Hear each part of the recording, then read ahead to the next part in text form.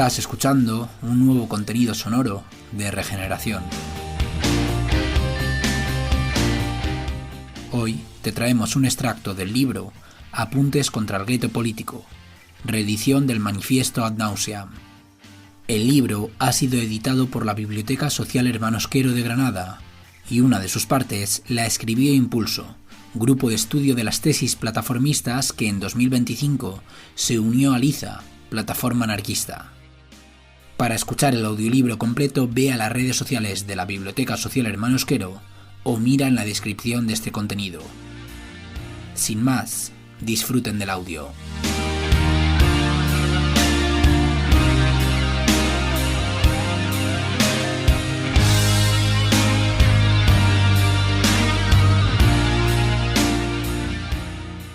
¿Qué es el gueto político?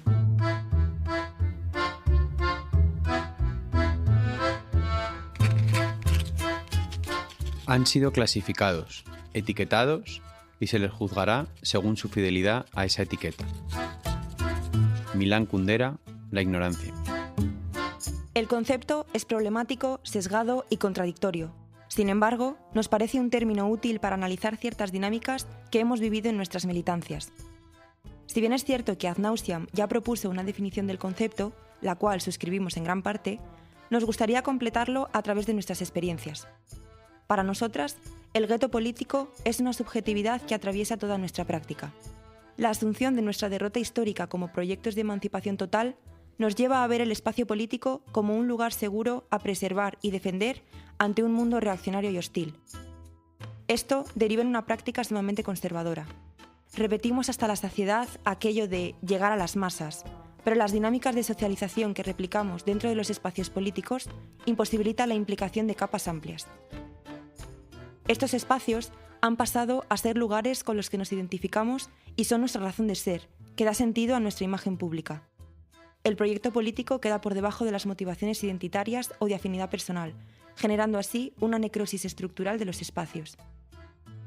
Este proceso es, en su mayoría, inconsciente. Muchas personas entran en determinadas organizaciones y espacios con la honesta motivación de transformar la realidad. Sin embargo, dicho impulso primario se va diluyendo en una concatenación de relaciones interpersonales y mecanismos de validación social. Esa primera pulsión de transformación acaba mutando en una necesidad de pertenencia, equivalente al de una tribu urbana. Las organizaciones ya no son herramientas de clase para nuestra emancipación, sino espacios de socialización y encuentro, deformando la praxis hasta hacerla completamente disfuncional. Este marco de relaciones tribalista nos permite ejercer una política de la diferencia dentro del propio gueto, donde somos capaces de ejercer vetos personales por disensos políticos, siendo una doble vara de medir. Llegamos a sentir odio visceral hacia compañeras por cuestiones que nos atraviesan solo como militantes activas. Pensamos, por ejemplo, en los debates que se suelen producir en las organizaciones sobre asuntos como la elección del género gramatical respecto a la comunicación. Mientras que fuera de nuestras propias coordenadas, admitimos grandes violencias cotidianas que, por unos motivos u otros, no enfrentamos. Esta doble vida es una constante. Personas que dentro de los movimientos se identifican y expresan como elementos radicales, mientras que fuera de estos círculos, su vida es sumamente complaciente con las injusticias o vitalmente normativa. La explicación que vemos es que el gueto se lee e interpreta como una performance en clave estética y simbólica, completamente alejada de la realidad donde se vive o se quiere intervenir.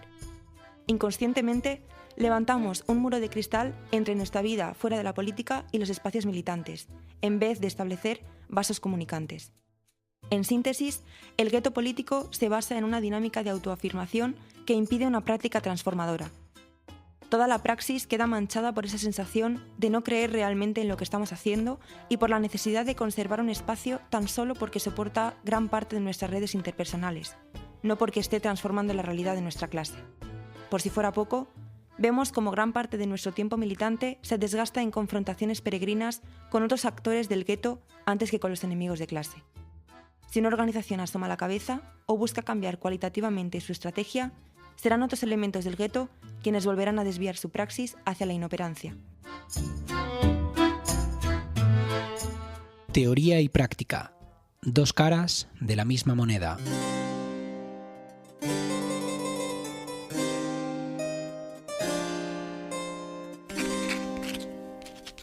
Aquellos que se fugan de la realidad muestran hoy un gusto particular por la instrucción abstracta en contra de la actividad concreta, por la contemplación en oposición a la acción. Ruimán Rodríguez.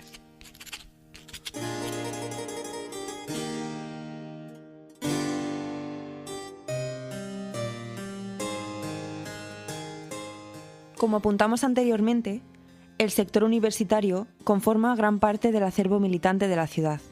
La esfera universitaria está, en términos generales, levitando en una excepcionalidad ante el conflicto material, ya que sus contactos con el mundo capital-trabajo o el derecho a la vivienda responden a problemáticas específicas que les hacen identificarse como estudiantes antes que como clase obrera. Esto lleva a la acción a un plano intelectual, teórico y simbólico, sin ningún tipo de contacto con capas amplias de nuestra clase. El miedo a la equivocación, a tocar la realidad y a asumir contradicciones es un freno constante en todos los espacios, pero especialmente en aquellos copados por universitarias. Los discursos abstractos y maximalistas, sostenidos en el plano de las ideas y el marketing de las redes, quedan muy desmejorados cuando los bajas al barro. La derrota histórica de la que venimos, donde la construcción de un sujeto propio como clase todavía está en un estadio cero, nos obliga a una praxis mundana y en ocasiones contradictoria. La necesidad de abandonar el dogmatismo de las ideas y enfrentarnos a la práctica política nos lleva a confrontar el fallo. Esto, lejos de ser algo malo, es lo que otorga a nuestra estrategia la capacidad de transformación. Es lo que consigue estar en contacto con la realidad que pretendemos cambiar, y es nuestra oportunidad para incidir en lo social. En muchas organizaciones hay una ausencia de diálogo teórico-práctico que estanca el avance. Quizá, una de las razones por las que las organizaciones no se permiten fallar son las dinámicas de redes, las acusaciones públicas, los trolls, los insultos y los debates sin resolución por parte de perfiles anónimos, o en el mejor de los casos, protegidos en un aura de despersonalización. Si no bajas tu teoría a la práctica, evitas la crítica y la exposición. Todos estos ingredientes, sumados a lo que la ad nauseam ya expresaba, nos paralizan, entendiendo la práctica como algo espontaneísta carente de estrategia política. Minusvalorar la práctica como forma de trabajo colectivo y aprendizaje, ensayo-error, abre una brecha, situando las cuestiones manuales, o a las machacas, un escalón por debajo del trabajo teórico e intelectual, como si se pudiera hacer trabajo intelectual sin ponerlo en práctica o éste no surgiera de las propias conclusiones tras la praxis. Además, esta distinción es intrínsecamente clasista y expulsa a las capas menos formadas de los espacios políticos, convirtiéndolos en lugares inútiles para la acción y en burbujas de realidad distorsionada. Espacios en los que está más cómodo quien tenga más capacidad dialéctica, que se aprende por norma en la universidad, no quien tiene más experiencia o formación política. Por otro lado, al entender la formación teórica y la práctica como dicotómicas, pensamos que quien tiene un bagaje práctico no está capacitado para teorizar. Generamos la falsa sensación de que algunas personas sirven para pensar y otras para ejecutar. Esto se traduce tanto en una menor legitimidad a compañeras con menos formación reglada por el sistema, como en volver inaccesibles los espacios, debido, en parte, a la elaboradísima nomenclatura propia creada. Aquí, evidentemente, estamos hablando de estructuras de incidencia y frentes de masas, no de dinámicas en organizaciones estrictamente políticas. Pero la ausencia de perspectiva militante vuelve a confundir los espacios de incidencia y autoorganización con lugares donde tener debates intelectuales y abstractos. El sector universitario intelectual copa el ritmo de trabajo militante, atravesado por la socialización informal y los debates virtuales, haciendo imposible el acceso de las clases populares a las estructuras que dicen representarles, convirtiendo estos espacios en lugares de autoconsumo y amiguismo entre jóvenes.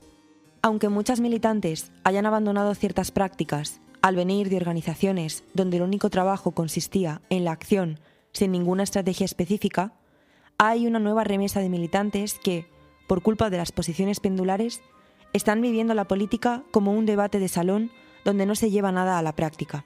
Tenemos que dar valor a la transmisión de conocimiento teórico y de conocimiento práctico para generar espacios en los que seamos efectivas. ¿Cómo crear espacios que no separen teoría y práctica? ¿Cómo perder el miedo al fallo? ¿Cómo hacer organizaciones que de verdad representen a la clase trabajadora en su diversidad y dicha diversidad se sienta apelada y bienvenida? No estamos diciendo que no puedas militar si vienes de la universidad. El problema no son las estudiantes, sino las dinámicas abstractas de la academia. Somos herederas de tradiciones socialistas que nacieron para hacer una política de lo popular, no una política academicista. Hemos de preguntarnos qué pasa en nuestros colectivos para que estas dinámicas tan alejadas del día a día de la clase obrera permeen tan rápido y desde ahí hacer una autocrítica.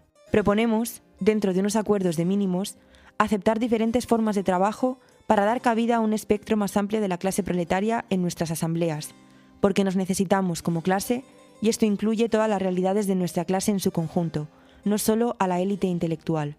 Despersonalizar los fallos es otra necesidad que encontramos en el movimiento. Todo lo que hacemos en política es de autoría colectiva y es muy necesario abrir espacios de crítica y autocrítica sin entenderlos como ataques personales ni señalamientos a nuestro ego. Lo que nos mueve es la necesidad de avanzar, no de desprestigiar. Aprovechemos la derrota histórica en la que nos encontramos para entender que es el momento de probar a cambiar de herramientas teórico-prácticas. Dejemos de vivir en el abstracto de la teoría sin romantizar el sobreactivismo vano práctico. Intentemos crear un movimiento político capaz de encontrar el equilibrio complejo y dialéctico entre ambos mundos.